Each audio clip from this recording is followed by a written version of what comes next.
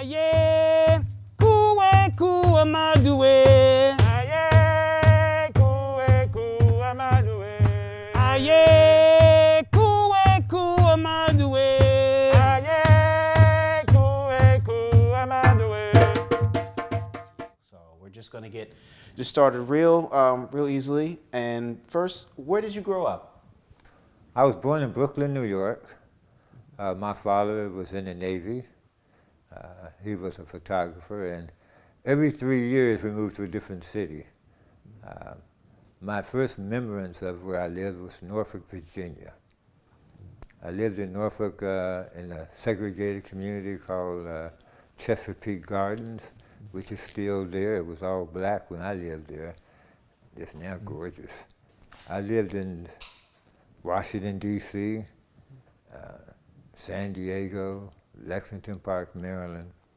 So I grew up basically on the East Coast and the West Coast. Every 3 years we move. And you spoke a little bit about your family briefly, but are there any, I guess, lessons, since we've been talking about lessons, from your family that impacted you a lot? Was there maybe a sibling, father? My father's parents' generation, you know, my grandparents, great uncles and great aunties, they had phenomenal lives. They really did. Again, they were all homeowners. I never heard them complaining about anything. They never talked about white people. They just went about their business and made lives for themselves. My grandfather was a fireman, one of the first black firemen in Oakland down at the Magnolia Street house. And he was just constantly working. He bought himself a little piece of land out in Walnut Creek, 5 acres of land, paid $13 an acre for it. People told him he was crazy. And he built a house out there out of scrap wood. Wow. You know, it didn't have electricity, but he was doing something all the time with his time, creating stuff for his family, building wealth. And all, I mean, none of them were destitute, you know. None of them were alcoholics. I mean, it was incredible. They were just a real inspiration to me. And, you know, had all the right traditions, you know, the cooking. Some of them were from Louisiana, you know, going out and catching catfish, bringing it home, and frying it in cornmeal and pepper. Oh, man, I mean, they lived a great life. They really did. That sounds good. And everybody worked all the time. Yeah. Did you get a chance to visit your family in Louisiana? I did not. My son has, but I never made it. Oh, And I'm in my 80th year, so I don't know how many of them are still left, you know. Yeah, that's one of my great regrets. I've never been to Louisiana. Yeah, I get you down there. One of these provincial Bay Area boys, huh? Yeah. Yeah. Well, it seemed like you became very rooted once you're, especially growing up in Berkeley and just having that as your background and your base to kind of expand out. That's good. So is it from like a big family, or is it just No, just it's a family of 5. I'm the oldest of 3. Okay. I'm the big brother to 2 younger sisters. Okay. And yeah, but I'm the little brother to a bunch of the brothers in the community, man, because they helped raise me well as my family. So I have a serious extended family from my immediate neighborhood. Wow. Yeah. And just as you're growing up, what was something or someone that had a big impact or influence on your life as you were coming up? I'm gonna say my family and my community, man. Yeah, because family first and foremost, stressed education, stressed at that particular time, Negro pride. I'm a child of the 50s, and this is before we were black or African American. But my family always was very, very consistent about making sure that we stayed proud as Negroes at the time. And that translated into my elementary school, my middle school, and my high school. Had a principal when I was in elementary school. By the second week when I was in kindergarten, I knew all 3 verses of the Negro National Anthem. Oh, wow. Yeah, And it was early like, on. hey man, this is what is expected of you as a young person, you know. Get your grades, be proud of where you're from, and be proud of your history. So I'm more than grateful, and that set this stage for me, man. You know, not only my parents, but a bunch of brothers and sisters in the neighborhood, man, that really, really embraced me and got me to be proud of being a black person, man. I hear that. That's Which is carried on to this day. excellent. Well, that's really happy to hear that. Yeah. So, what would you say impacted you the most as a child? My grandfather. Grandfather. Yeah, my grandfather, he taught me at a very early age the value of work. I was maybe first grade. I was somewhere around that age, and he had his own custodial service. His niche was cleaning churches, white people's churches. And so he taught me how to put chairs up, take them down, learn how to use the buffing machine. And for all that labor I would do, he'd give me 50 cents. You know, so I learned early, you know, you work, you get paid. And you have to be willing to work. You know, so that was, and you know, the other, I learned much later in life that he really was a very gracious person. I met people who met him, who knew him, and said, you know, he helped them a lot. So that's what he did for me. He really made me the person I am. And you mentioned earlier when you're talking about your family, you're the oldest sibling. Yes. And 2 younger sisters, and but still pretty tight-knit family. What are some lessons that you may have learned from family, you may have picked up, whether it was aunts, uncles, parents, grandparents? Well, I definitely learned the importance of education. My paternal grandfather was a woodshop teacher at the local high school. All of my aunts and, well, not all of my aunts and uncles. Out of 5 aunts and uncles, including my mom, 2 of them are college graduates. Both of them have their masters, and both of them got their masters in the 50s as black people. Wow, wow, that's powerful. And so that example was set, the example was set by my family, man. And it was expected to be the best you could academically, man. And my father read the newspaper every day, which was part of the course for me as well. Good. And also, another big influence was my father purchased the Negro Encyclopedia, History of the Negro Encyclopedia. It's like maybe 15 or 16 volumes, man. Wow. And he bought this for me when I was 10 years old, man. Oh, wow. And I still got it at the house now, you know. But I had that particular piece too. And also we had the Chicago Defender, which was the black newspaper, and then the local Gary black newspapers too. You know, so I had all that, man, every day, man, some kind of way, but it was expected that we were going to be successful academically, man. You know, from the household to the neighborhood to the schools, man.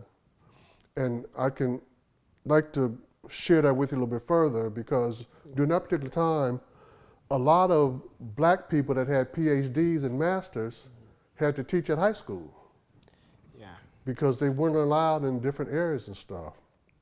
So the principal of my high school had a PhD in education, man. Wow. And he was a high school principal, man. You know, he should have been a college chancellor or something, you know. But that systemic racism kept him in that spot. But for me, man, I relished it, man, because he was part of my neighborhood, man. I delivered papers to him. Okay. And he set an example at the high school level that filtered down through junior high and elementary school, man. You know, you have to be responsible for yourself. You have to take care of yourself, and you have to be responsible for your community too. And so that made a big impression on me, man, real big impression. And I've tried to keep that going through my lifetime too, man. And again, it's within those 8 blocks that I told you about, that was self-contained, that I saw excellence walking down the street, man. I saw excellence on my block, man.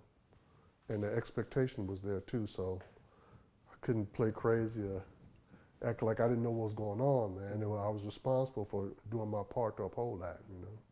I hear that. Yeah.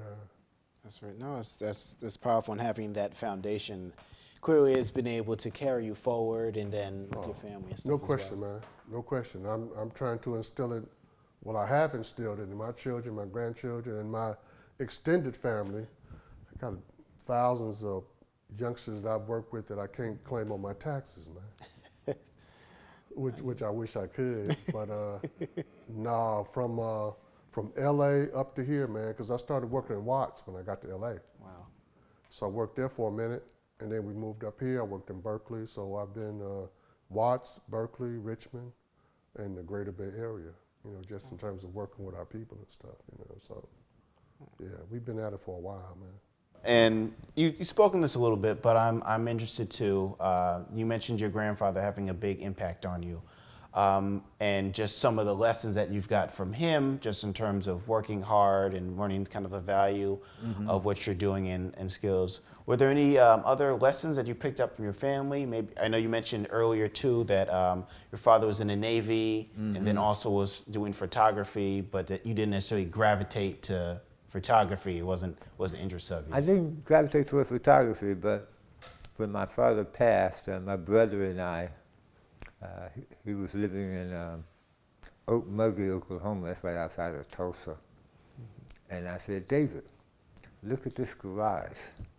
And the garage was very orderly.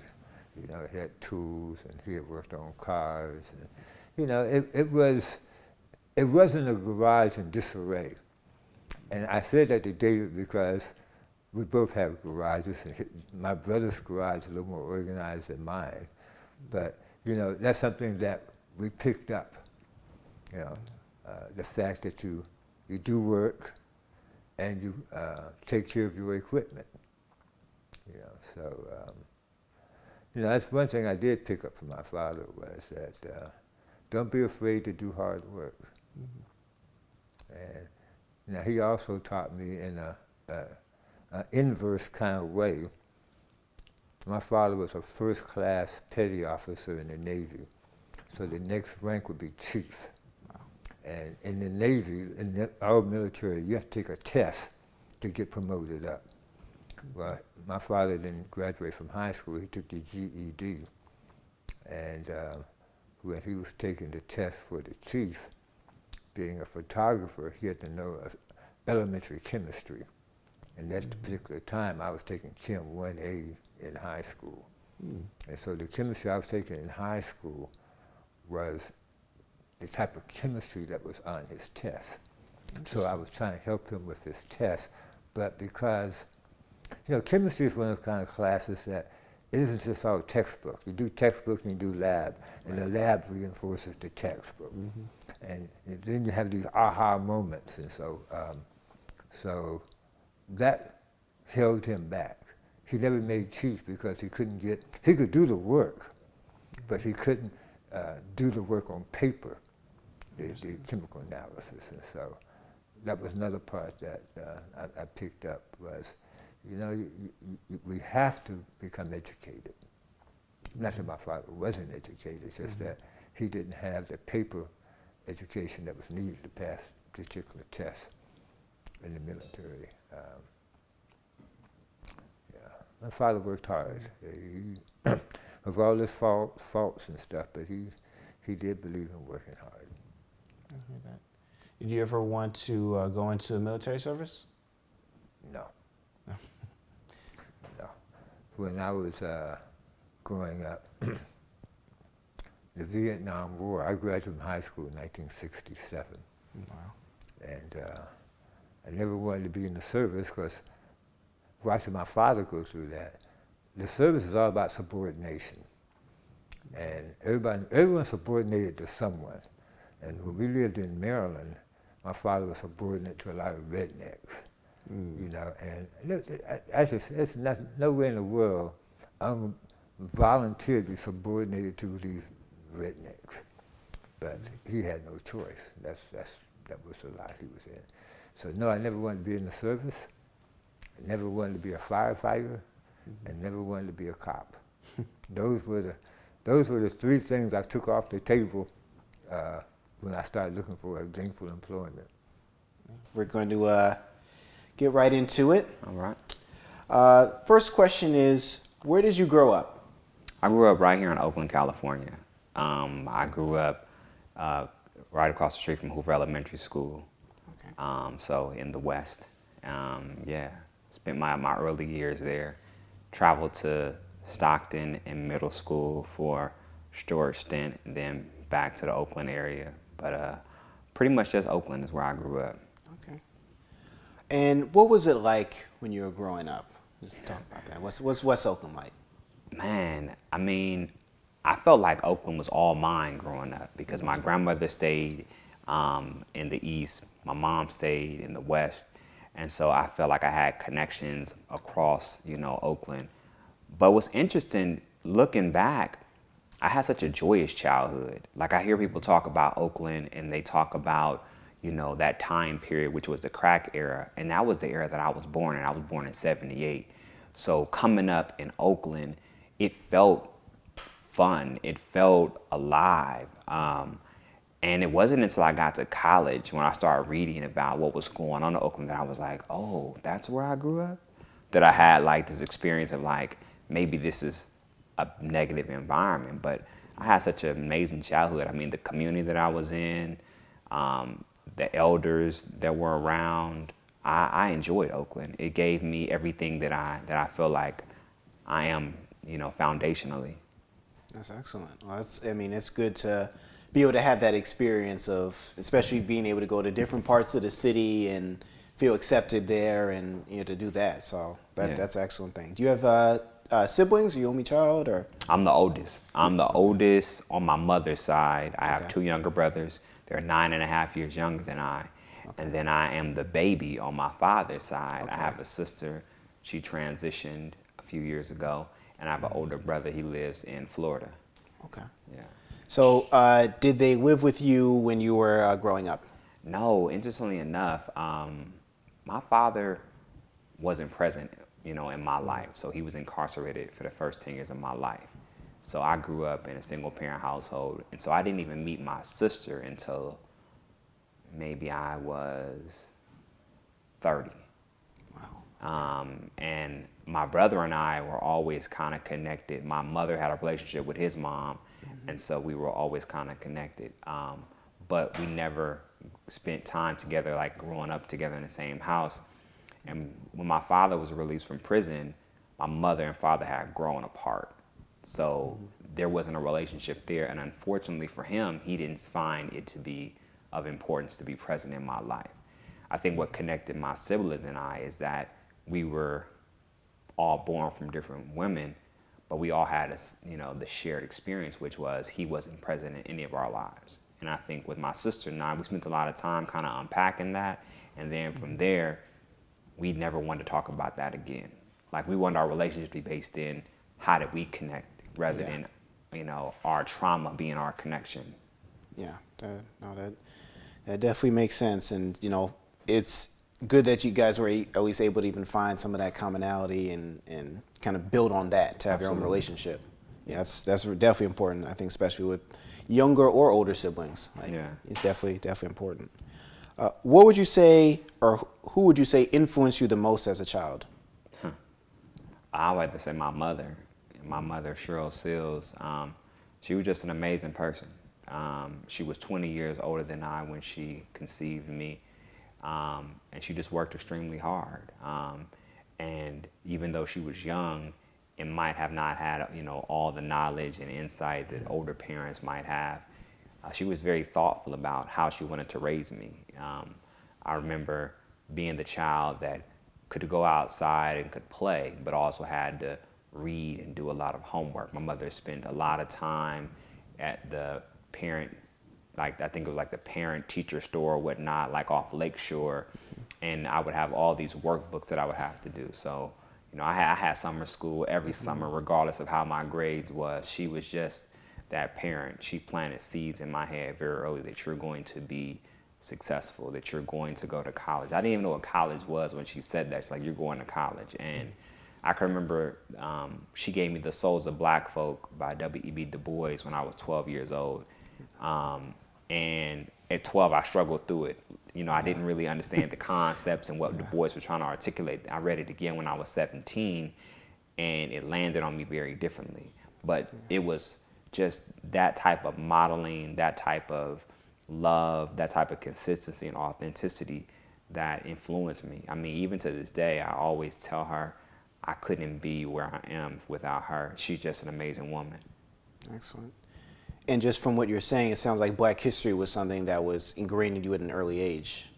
Well, you know, I think my mother just wanted me to know who I was. My mother wasn't raised by her father, but she had the man that I only knew to be my grandfather to be very present for her, and would take her to Panther rallies and had her around like the Muslim community. And what she learned is community, and what she learned is the importance of loving yourself. And I think that was the one thing she wanted to give to me. She didn't go to college. She almost didn't graduate from high school, but I think some foundational things that she learned from my grandfather, from my grandmother, resonated with her enough to say, I want my child to have this. That's interesting. Were you raised in a religious background? That's funny. My mother, we used to go to the Love Center here in Oakland. And I think my mother had her journey around Christianity. And so that became part of my journey. You know, I think parents offer their children what they have. But my grandfather was Muslim, Abdul Rahman. And I remember when he passed away and they buried him in Union City at, you know, there's a cemetery in Muslim City just for Muslims. Oh, interesting. And so what was funny is that I had my own journey being exposed to Christianity. And I always joke in my class as an educator how we learn about our faith through our parents basically saying, get up, it's Sunday, you going to church. Like, there's not a formal introduction like, okay, sit down, this is what the Trinity means, you're the church and God in Christ. Like, it's never like that. It's like, boy, get up, it's Sunday, we going to church. And like, you just kind of know through tradition that this is what's supposed to happen. But I think my mother gave me that foundation. I think it was a place where I felt like there was community. Yeah. But I also, at a very early age, began to question a lot of things in Christianity. And I took Shahada and became Muslim in 2002. And you have my journey around Islam, and, you know, I'm not a religious person, more of a spiritual person, but I share all that to say, like, even like being a parent now, I'm very mindful of what I expose my child to and try to have as many intentional conversations as possible. So as he gets older, at least he has an explanation. And if he wants to do something different, he can make a thoughtful and intentional decision around that. That's good. No, I mean, it's funny, as soon as you mentioned just your parents or whoever just kind of picking you up and just taking you to church. Yeah, that's definitely, I feel like that's definitely more of a Black family thing. Just you just get up and go, and you're just like, oh, why do you do this? This is what. That's my foundation, Yeah, right? I mean, it's almost like your introduction into your identity and your culture. It's unspoken. It's like through imitation, through exposure, and it gets very normalized. And then to your point, you become an adult, somebody say, why are you Christian? Or why are you, and it's like, well, this is what I was given. And I think, and this is just me, as a parent, my son is 7. He'll be 8 in August. I think for me, that doesn't really give a child what they need to just give them something. Like, I'm a very African-centered person, and I'm very thoughtful about, you know, my African identity. And so my son and I, we have a mantra, you know, he's like, you know, I'm strong, I'm courageous, I'm black. I'm going to be the best man I could be, and I'm going to serve my community. So one day I'm like, what does it mean to serve your community? He was like, I don't know. And then I was like, see, that's why you have to talk to your kids, right? Yeah. And so like, now I'm like, what does it mean to serve your community? He was like, love my family, love my community, make offerings to my community. What does it mean make an offering? He's like, help. I'm like, okay, good. But in all that, if he decides that like this whole African Center thing doesn't work for me, at least he knows why he's doing it. Yeah. And he can say, this is why it doesn't work for me. Yeah. Yeah. Informed choice. Yeah. Informed choice. Yeah. No, that makes a lot of sense. Just going off of that, what are some other lessons, I guess, that you've learned from your family and just growing up? I mean, I think it's being family centered. My mother is the type of person right now where her home is always open. Every first Sunday, we have dinner at her house. Anybody that's family could show up. And as you know, as people of African ancestry, family is a very loose term.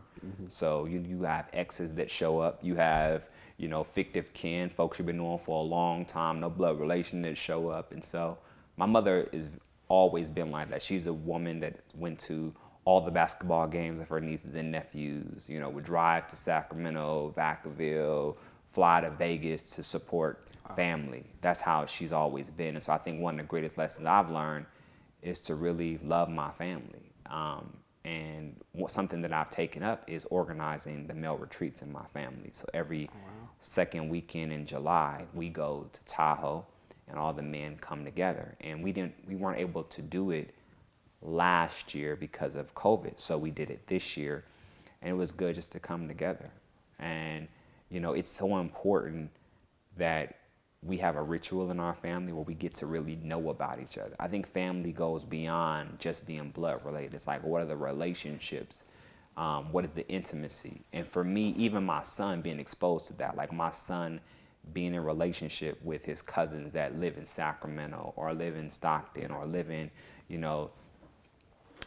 Tracy, that he doesn't get to see as often. But like, I want that ritual to be around when he's 30 years old, right? Yeah. And I think I learned that from my mom, like the importance of family. No, I think that's very important. So I commend you for doing that and continuing or keeping a tradition going and starting a new one. So I feel like that's a lot of times when we speak about just black families in general, there's always kind of that splintering for one reason or another, dysfunction and things, but making a concerted effort to see each other, maybe outside of funerals or other life-altering events. That's very powerful. So definitely tip my hat to you for that.